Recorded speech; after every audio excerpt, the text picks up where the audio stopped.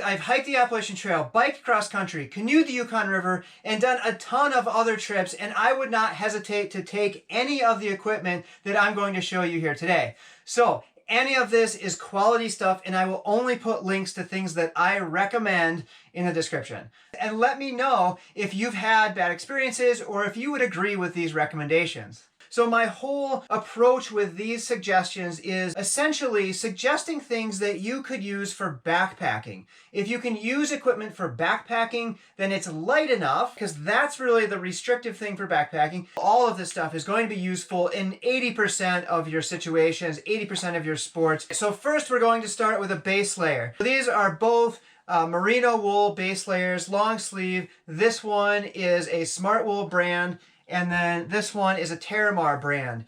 They were both a similar price, and they're both a great buy. I used to use synthetic, but I've switched to wool because wool, aside from being comfortable and warm, it's also way less stinky. So it takes probably 4 days before it starts smelling down here like the first day of a synthetic.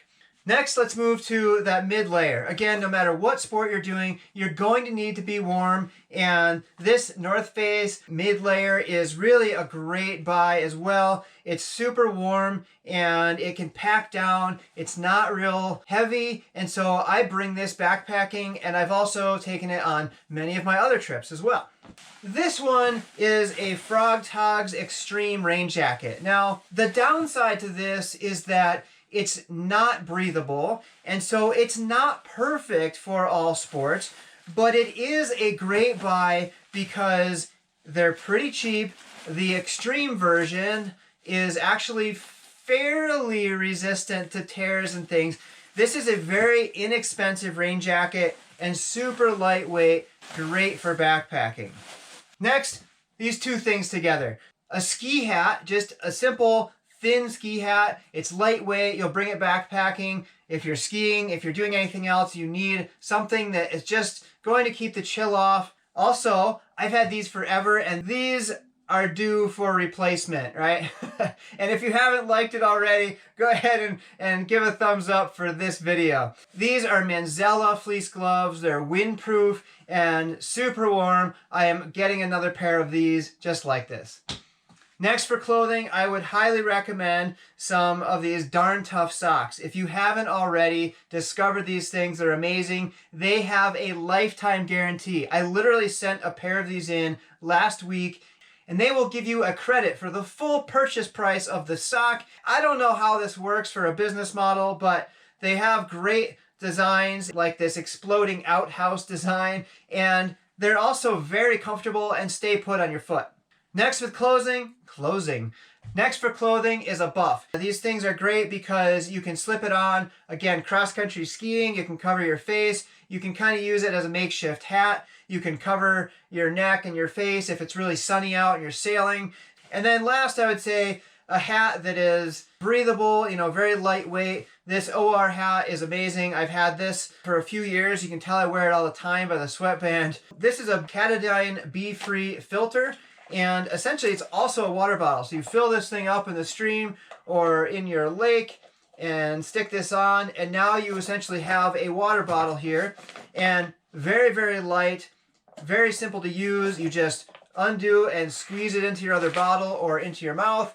I definitely use this backpacking and anytime I'm trying to travel light. Next, I actually just got this replaced. This is another brand that has this guarantee on their products. This thing, I sent in a different one, and I got this hoser back, and so you can just cap it and throw it in the pocket on a backpack, put the hose up and use it as you're biking, or if you're sailing and you're in big waves and you want to just grab the hose and go. Again, great buy. You're going to need a light. Now, I'm going to show you this Princeton Tech fuel light, but I actually don't recommend this. I have two of these, and I seem to rotate through sending them in to get replaced because they break so easily. I would recommend like a Petzl Tikka or something similar to that. Or if you want to spend the extra money, I would look into the Lupine lights. They are great, super bright headlamps. They're just a little bit pricier. There's a kind of a generic thing, but again, if you are throwing bear ropes or even if you're just tying something up, a nice cordage, something that's load rated but is small diameter, just don't rely on it for yourself. Next, I'm going to a multi-tool. Now this one is probably the least fitting to backpacking because it's going to be a little heavier, but for all the other sports, it's really nice to especially have some pliers out there. There's lots of multi-tools, and I am choosing this one because it's definitely lighter than a lot of them. This Skeletool has been a great addition to my pack, and it's actually saved me on multiple occasions. It's been quite effective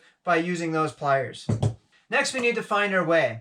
So I have two compasses here. One is the USGS. I think this is an MC2. This is a Silva Polaris, and both of these are great. This one I highly recommend for using with any sort of orienteering based thing. And if you are in need, you can always use this signal mirror like so. And so this is a great option. It also has a nice long straight edge and an inclinometer that you can use to measure the slope. So lots of uses for this. This one here is going to be lighter.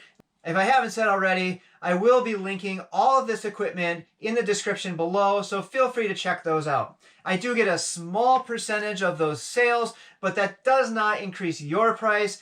It only gives a small percentage for finder's fee, and it helps to support this channel. Next, I'm going to go to the safety items. So survival blankets. You may not take these backpacking, but in many other scenarios, you are going to want one of these just in case. So for example, when I'm sailing, when I'm out doing any winter camping, I take one of these, or even skiing. I just have this riding around in my day pack all the time, and I take that for almost everything with many of these basics. This survival blanket is kind of the traditional, and they are pretty flimsy. I've slept in these a couple nights. I don't really recommend them. They will do the trick, but if you're going to buy one, you might as well buy one that you can reuse. So this is the sole, so the extra large, and so this you can use for yourself and somebody else, or for yourself and a dog, for example. And plus it's just nice to have a little extra space, maybe be able to tuck it under you. And so I would highly recommend the extra large if you're going to buy one of these. Next, we have a spot beacon. Now this is an earlier generation for the spot beacon. They all work really well because in the end, you're able to send an okay message, I'm great, I'm at camp, or you can program a couple messages, and then you can also send that SOS message when you really need some help. Now there are newer versions of these where you can text, or there's the Garmin InReach, where again, you can text back and forth through satellite. But any of these Spot or Garmin devices that keeps you in touch with family members and keeps people from worrying, if you've ever been in that scenario where you're at home wondering, these are well worth it, and you know it. The next thing is an adventure medical kit. This is a day tripper. This is way thicker than the day tripper comes because we added a SAM splint and we added some epinephrine because my wife and I have some medical training to use that. But if you buy the day tripper, you can add things to it like that. You can use it as is, or you can pull what you need out and throw it in a Ziploc so that it's even lighter. Next, we're going to go with some comfort items. So an Enos hammock. Enos hammocks are great, especially this single nest, because it's not ever comfortable to sleep two people or lay with two people in a hammock. But the single nest is great. It packs down small, as you can see. It dries pretty quick. It's nice and durable. And I like that you don't slide as much in this material. You can see it kind of has this brushed finish to it. If you don't want to pay for an Enos, you can also go quite a bit cheaper and buy something like this Baja travel light. They're slippery and they're not as high a quality, but they are pretty decent hammocks for the price, and these are very inexpensive. Next, I want to show you two different sleeping pads. One is a Terramar Neo Air X-Therm. That is the reflective Mylar insulation in it. It's this layer that just reflects your heat back up to you. This is one of the warmest pads that you can get, but it is super loud to sleep on. So if you're with somebody else, that might be a consideration. If you go on your own, probably doesn't matter. This pad is very light. I'd give it a 7 or 8 out of 10 comfort. It packs up nicely. It's very warm. It's a great buy. The next one is this Sea to Summit Etherlite XT Insulated. This has a very high R value as well, not quite as high as a Neo Air. And I would say this thing has been like a 9 or 10 out of 10 comfort.